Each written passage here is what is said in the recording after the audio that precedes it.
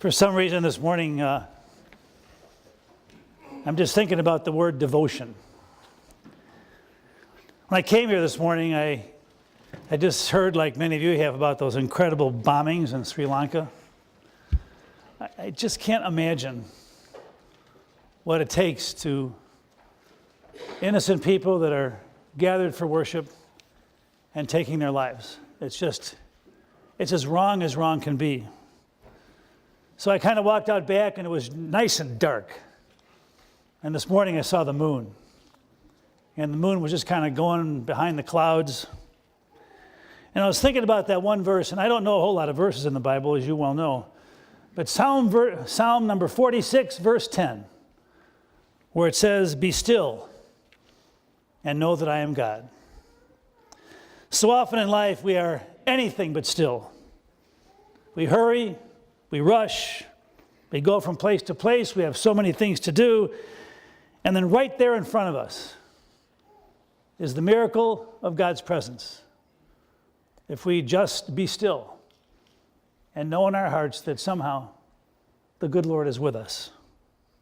And to me, the bulletin cover kind of says it all. We all have crosses to bear in life, but behind that cross is the sunrise, which is always a sign of hope and promise. I'm not sure what it is about Easter. I love Easter. Maybe it's Palm Sunday, and then you have the Last Supper and Jesus' death on the cross, and of course the victory of today. But for some reason, when I was a kid, you know how it is when you get old. You start to romanticize when you were a kid. And so you take my stories, divide by 3, and somewhere the truth is in there.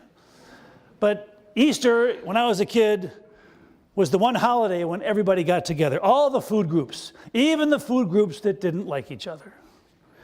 But my grandparents were so devoted to the family that they would never not invite anybody. And I remember going to my grandma's little bungalow with tons of people in there, some I had never seen for a year, and there was like Jell-O molds all over the place. And the wiggly things where the fruit kind of mysteriously floats in the middle, whatever that is.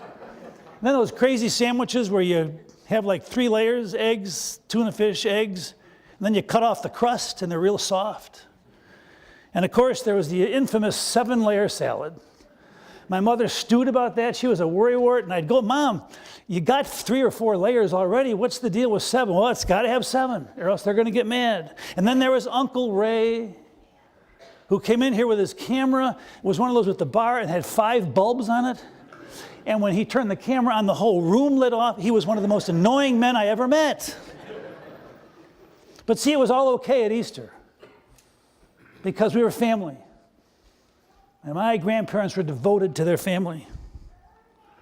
My brothers and I couldn't wait till dinner got over. Then we'd go outside and put our jeans on, and we'd play baseball against the concrete front steps in Mount Greenwood.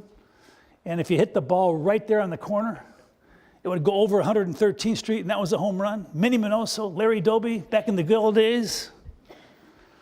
But I've been thinking about devotion because my grandparents were devoted unconditionally to everybody in our family.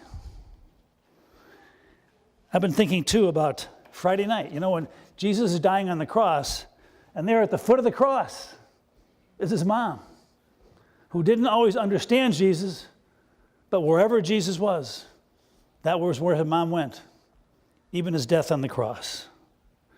And so sometimes you have to step back and kind of look at life and understand people that are different than we are, and just realize somehow in the mishmash of that human casserole, that's where God speaks to us. The other day, I'm on the 2nd floor of Payless Hospital, and we're about ready to share the Lord's Supper. And I'm sharing the Lord's Supper with a gentleman who, for the first time in over 20 years, couldn't get here to the 7 o'clock service. And his life has been full of a long journey of ups and downs. He never loses hope. And next to him is a lady who is by his side every single day.